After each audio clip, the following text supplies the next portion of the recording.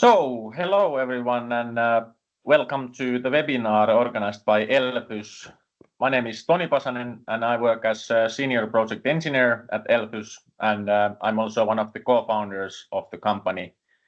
The topic of today's webinar is especially the thermal characteristics of photodiodes, but I will also introduce you to our black silicon technology, and especially its application in the 4-Quadrant Photodiodes that are used in laser spot alignment, for instance. I would like to note in the beginning that this webinar is being recorded, and we will publish it in our online channels afterwards.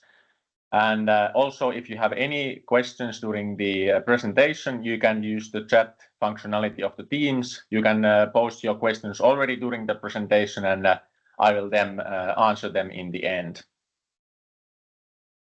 Here you can see the outline of today's webinar in more detail. So first, I'll give you a brief introduction to our black silicon technology and ElFys as a company. Then we'll move on to the core topic of today, which is the temperature effect in photodiodes. First, we'll have some more generic discussion on the fundamental physical properties behind it. And then later on, I'll show you some actual data from our products. After that, I will introduce you the 4-Quadrant product line from our catalog, and then we'll discuss how the temperature impacts the different optoelectrical characteristics of these QPD products. And in the end, we will have some time for your questions and answers. Let's start with a few words about ElFys. So we spun off from Aalto University in 2017, where we did years of research on advanced photodiode technologies, and then commercialized the black silicon induced junction technology at ElFys. We have a very strong R&D background in our team, which is also quite a must in this kind of deep tech company, especially in the field of semiconductors. Our technology has been proven in various different applications by our customers. We have today already more than 100 customers in more than 20 countries worldwide that we are supporting both directly and also through our distributor network. And most of our R&D activities and also production we do here in Finland, and our full production chain is within Europe. So what we do is that we provide light detectors that have sensitivity that is higher than with any other photodiode technology can be achieved. This is thanks to our patented black silicon induced junction technology. The key component in this technology is the black silicon nanostructure, which we fabricate on the light entering side of the device. You can see here an example of how this structure looks like. So the idea there is that these kind of woods of nanometer scale silicon spikes very efficiently reduces the reflection from the surface. The reflection is less than 1% for a wide range of wavelengths, and as a result, all the photons that arrive to the detector surface are absorbed. And in addition to that, we also use advanced atomic layer deposition techniques to also collect all the charge carriers generated by those photons very efficiently. This technique provides basically three interesting beneficial properties for the photodiode performance. First of all, we can reach more than 99% quantum efficiency, meaning that every single photon is absorbed in the photodiode, and also every single charge carrier generated by those photons is collected. So we can literally capture every ray of the incoming light. Also, this high quantum efficiency is not just reached at the single wavelength, but as you see in this graph, we reach a photoresponse of very close to 100%, covering the whole wavelength range that is relevant for silicon-based devices throughout the UV visible range and also part of the near-infrared spectrum. The third benefit is that the surface also remains black for light that comes from a very low angle. So our detectors also have a very large detection angle, and practically you get the same photoresponse as measured for perpendicular light here for up to 60 to 70 degrees incidence angle. This then provides different types of benefit for different applications, depending, of course, on the exact application in hand. The most obvious one being maybe the enhanced signal-to-noise ratio, as the dark current level of our products is at the same level as with other photodiodes, but our photo response is just clearly higher. We provide as standard products different types of single pixel photodiodes, different sizes, different packaging options available, but also we are flexible in providing our customers with customized solutions tailored to meet their requirements. So we can provide different geometries, different sizes, also some arrays and small matrices. Okay, after the introduction to our company and our black silicon technology, let's then have some more physical or theoretical discussion on how the temperature impacts the performance of the photodiode. And let's start with the photo response and how actually the photon absorption and the signal generation happens in semiconductor materials. So here you can see a very simple schematic of the so-called band diagram in semiconductor materials. We have the so-called valence band edge here, meaning that all the energy levels up to this level are filled with electrons. And then we have here the conduction band edge, which is essentially free of mobile electrons under equilibrium. And between these, we have a so-called forbidden band gap, where the electrons cannot have any energies in this gap. And now when photon arrives, it donates its energy to an electron, and the electron is excited to the conduction band, and then this electron and also the opposite polarity charge carrier, the electron hole in the valence band, is the actual signal that we measure from the photodiode. And in order for this to happen, the photon needs to have enough energy. So the photon energy must be at least that of the band gap, which is for silicon about 1.1 electron volts, which corresponds to a wavelength of about 1100 nanometers. And what this means is that if the photon wavelength is longer than this, and energy smaller than 1.1 electron volt, it basically goes through the silicon. It's not absorbed. It's not generating any signal. What this means in practice is that at this cutoff wavelength corresponding to the band gap energy, the absorption coefficient goes sharply down, and also the absorption depth in silicon for the light goes quickly up. So in order to absorb these longer wavelengths, we would need a very thick piece of silicon, and which is not practical, and typically the response is very low for these wavelengths. So what kind of role the temperature then has for this? So when the photodiode chip temperature is increased, this band gap gets smaller.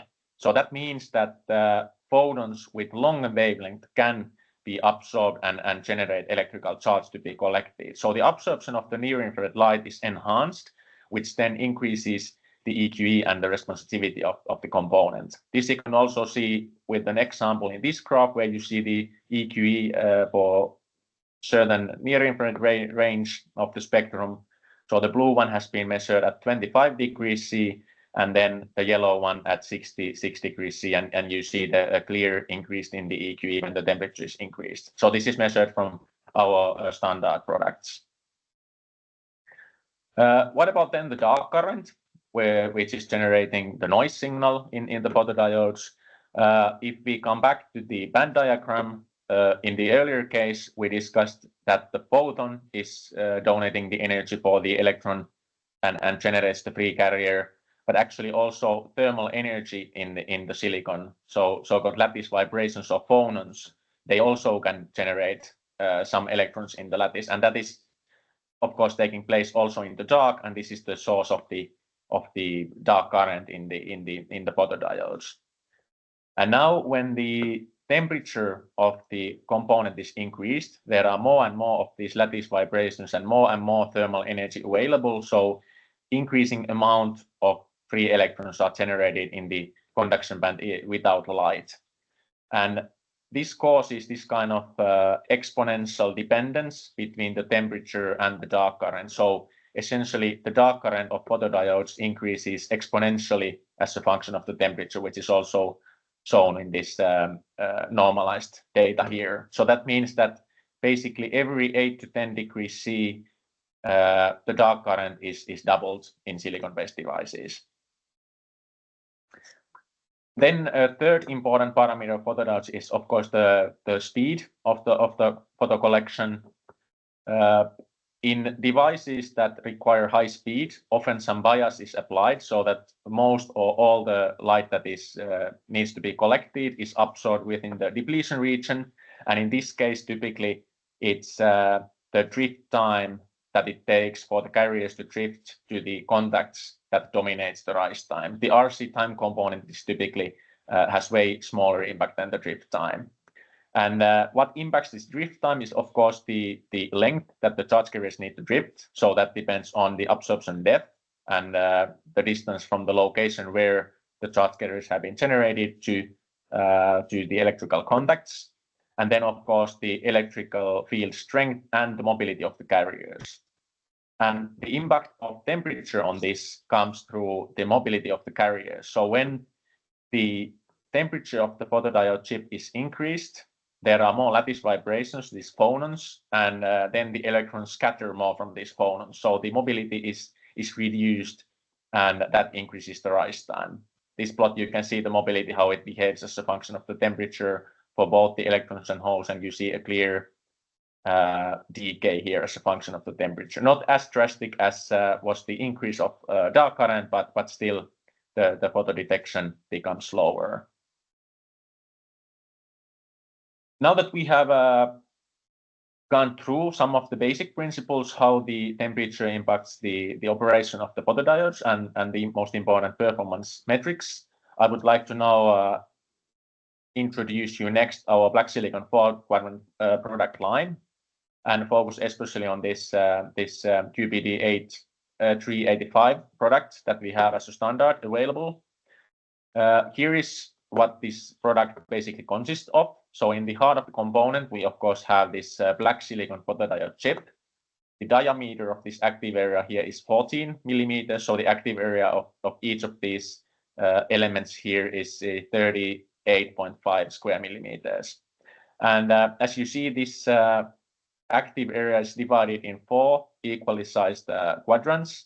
And the idea here is that by measuring the current from each of these 4 quadrants from these anodes, so the cathode is common to all of these, one can get information on which part of this device the laser spot or light spot is hitting. And that can be then used to, for instance, align the laser spot quite accurately, used in different types of applications in some autocollimation devices, optical tweezers, optical communications, and also some applications in the defense field, which I will discuss later in more detail. Then in front of this chip, we have a glass window, which has an anti-reflection coating on both sides, optimized for the wavelength of 1064 nanometers. That is the wavelength that is emitted by the yttrium aluminum garnet laser used in many applications. Then underneath the chip, we have a heater in one variant of the product, which can be used to heat up the chip and also maintain the chip at the desired temperature. And all this is then packaged in a hermetically sealed TO can. What differentiates this product from other state-of-the-art devices is the exceptionally high photoresponse, as also in our other products. Looking at the wavelength of 1064 nanometers, we can reach as high as 0.64 amperes per watt responsivity, which is about 30% higher than other state-of-the-art technologies for the same purpose. And at the same time, we have also managed to maintain high speed of the operation for this kind of big chip. So the rise time for 1064 nanometers under biased conditions is less than 15 nanoseconds. Let's have a little bit closer look still on the EQE and responsivity data on this component at room temperature first. So on this slide, you will see the external quantum efficiency and the responsivity of the component first for the bare chip as a function of the wavelength. As you see, this EQE follows very closely the 100% external quantum efficiency thanks to our black silicon technology. And the peak is reached around 1000 nanometers in the responsivity.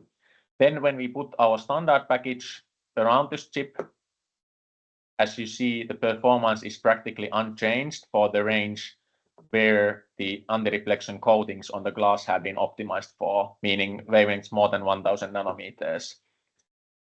And as mentioned, at 1064 nanometers, the responsivity is typically about 0.64 amperes per watt, which is more than 30% improvement compared to other technologies.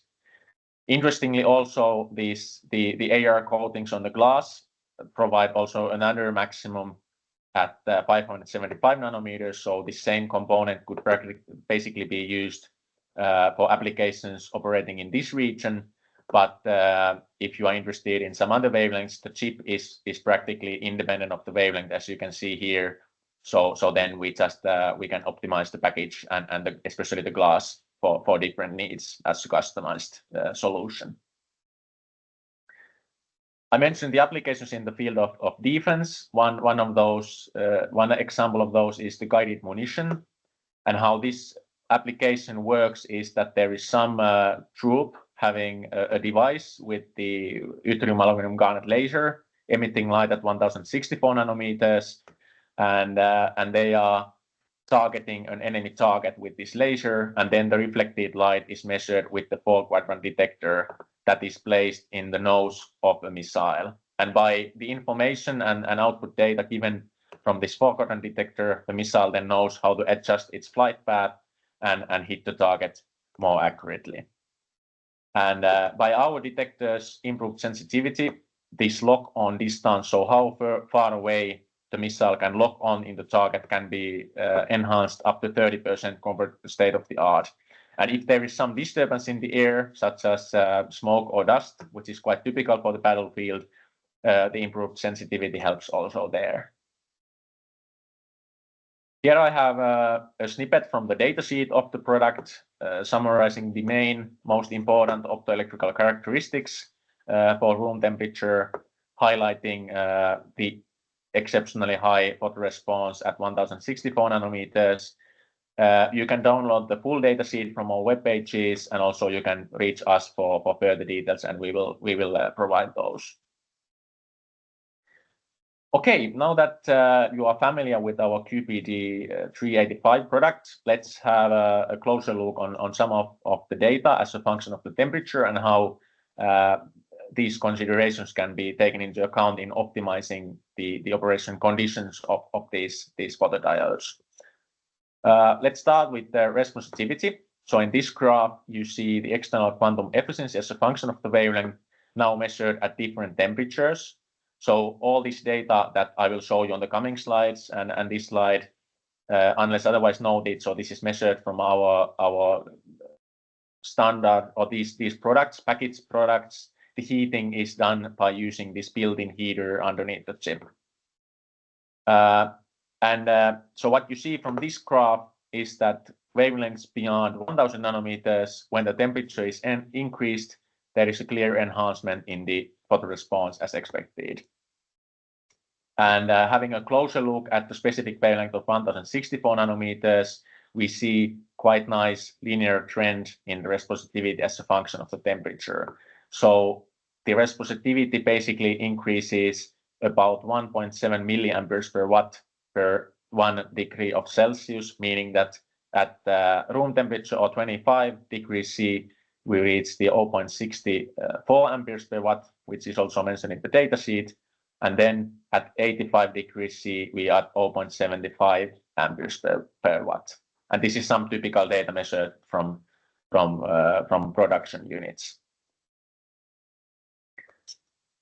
In addition to just the responsivity number, it's of course important that the responsivity is also uniform throughout the whole area. This chip is quite big, so that makes it even more important. And in this curve, you see the total current measured at 1064 nanometers, scanned with 1 millimeter laser spot over the whole active area. And 1 means the average over this whole active area. And as you see, basically, the current level in each point here is within 1% of the average. And what is also interesting and important to point is that what happens in the gap between these 2 pixels or 2 quadrants. So the gap width in our component, in the standard one, is 70 micrometers. And there basically the current level measured from the light hitting in this part is also within 2% from what has been measured from the other quadrants. Of course, the current is just divided in 2 different adjacent quadrants here, but it's not the dead region. The signal is not lost. It's collected by these 2 quadrants if the light is hitting here. So what then happens to the uniformity if chip is heated up? First of all, what you see here is that this uniformity or non-uniformity is heavily dependent on the wavelength. So we have plotted it here for 1000 and then for 1060 and 70 nanometers as a function of the temperature. Non-uniformity defined with the formula shown here.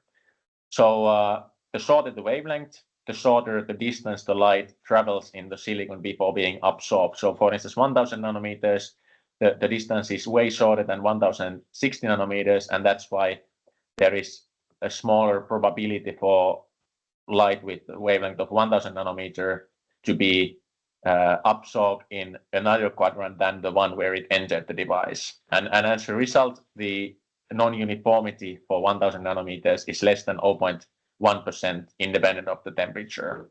For the other 2 wavelengths, which have a much deeper penetration depth in silicon, there is a clear decreasing trend in the non-uniformity, meaning that the uniformity gets better when the chip is heated up, which is because, again, the band gap gets smaller, so the light is absorbed more efficiently, meaning that, again, it has shorter distance to travel in the silicon before being absorbed and higher probability to be absorbed in the same quadrant where the light entered the device.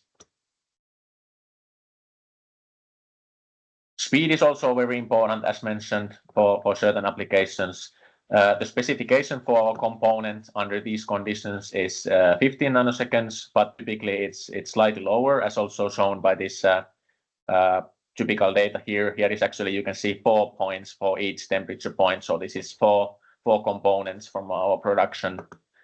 And there is a clear increasing linear trend seen in the rise time as a function of the temperature, as explained because of the increase in phonon scattering or scattering from the lattice vibrations in the silicon lattice.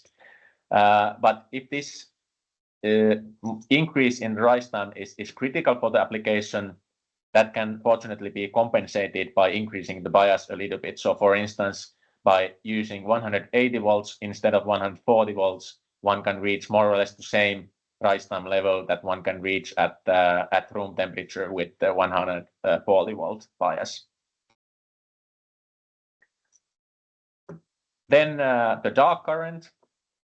Our specification for the QPD385 component is typical value is 5 nanoamperes and maximum is 30 nanoamperes. Here actually also in this typical data we see that actually room temperature is even lower than these values slightly.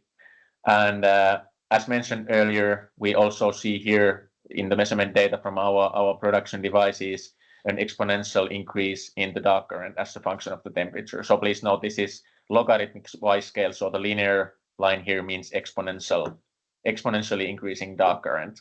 So the factor for the dark current increase is about from 1.09 to 1.11 times per degrees of Celsius. So we have seen that when the temperature is increased, both the responsivity goes up, so meaning the useful signal level goes up, but also at the same time, the dark current goes up. So the noise level is also increased. So that means that there is clearly some trade-off between these 2 parameters from the signal to noise ratio point of view. And to demonstrate this, we have done a simple case study where we have this is a simulation or calculation. So we have connected the photodiode to a typical transimpedance amplifier circuit, quite often used to amplify the signal from the photodiode. And on this graph, you see the estimated signal-to-noise ratio as a function of the temperature. And we have done two cases here to highlight that, of course, this depends, the optimal condition for the photodiode depends on the exact parameters in that application. So we have used two different room temperature dark currents. One is the typical value and one is the maximum value given in our data sheet. But in both of them, you see that if you start to increase the temperature first, the signal-to-noise ratio increases because the responsivity increases at 1064 nanometers. And but then after some point, the exponential increase of the dark current starts to dominate the noise, and then the signal-to-noise ratio goes down. So the main point here is to show that the signal-to-noise ratio really depends also on the temperature, but also at the same time the optimum parameters depend on the exact parameters of your application. And of course, there may be also, almost likely there are also other noise sources which may also be affecting the situation a lot. So as a summary, how the temperature affects the properties of the photodiode. So when the temperature is increased, the photoresponse or responsivity goes up. Also, the uniformity of the response improves, but at the same time, the dark current goes up and also the speed goes down, so the device operates slower. But this temperature can be nicely or easily controlled with the built-in heater in our Quadrant product, so I encourage you all to try it. I would also want to encourage everyone to follow us on LinkedIn so that you can follow us closely and be among the first ones to get the latest updates on our new products and other news. And yeah, with that, I would like to thank you for your attention and attendance. And I think we have some time for some questions. Let's see if you have what you have posted already, and if you have still some questions in mind, please don't hesitate to post them via the chat functionality of the Teams.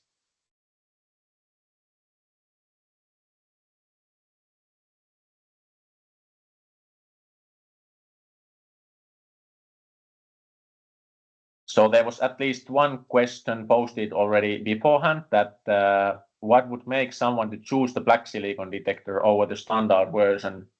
So I understand basically two points in this question. So first, that why would one select a black silicon detector over a standard quadrant photodetector? So I hope this presentation has already answered this quite well. That the increased responsivity is really the key that our technology can provide, which is way higher than any other technology can do. So as mentioned, for the wavelength of 1064 nanometers, that this our standard quadrant detector product is optimized for, we reach more than 30% improvement in the responsivity, and the noise level is the same. So we basically provide them 30% improved signal-to-noise ratio.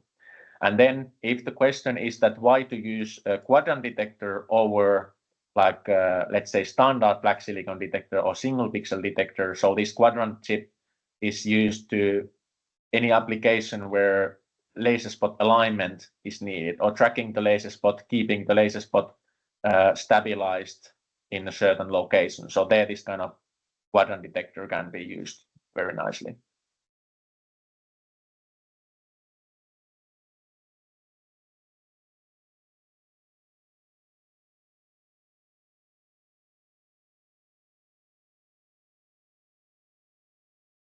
Do we have any further questions? We still have some time.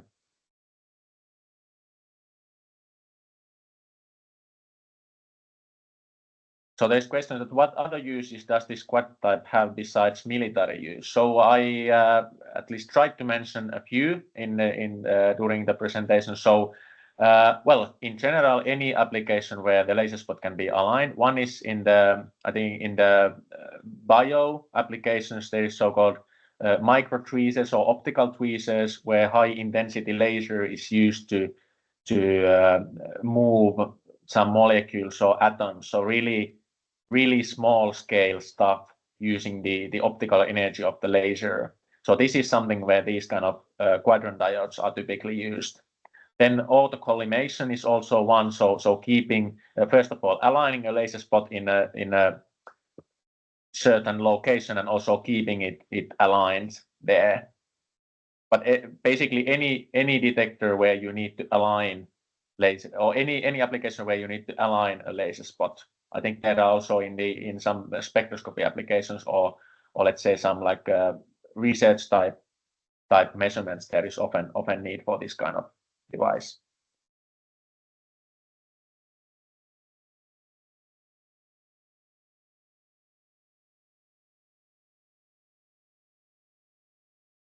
You're welcome.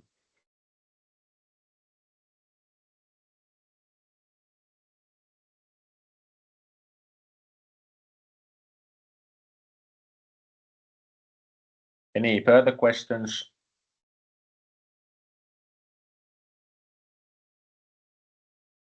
Of course, you are also free to reach us directly. We have our web form on the web pages. We are closely following all the connects we get through that, so you can post your questions from there, or then just directly send us email and we can continue the discussion.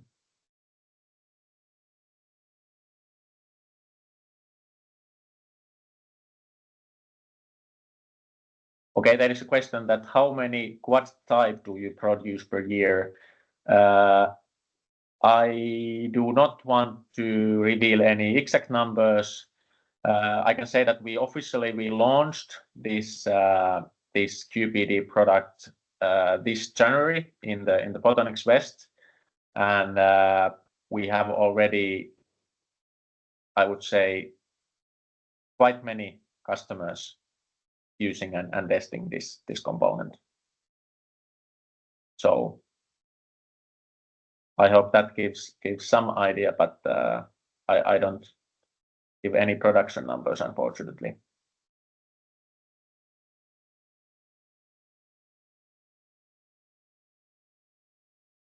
Okay, if no more questions, then I would like to thank you once more for your attendance. And if you want to come back to this webinar, as stated, we will post it at least on our web pages and also share to you afterwards.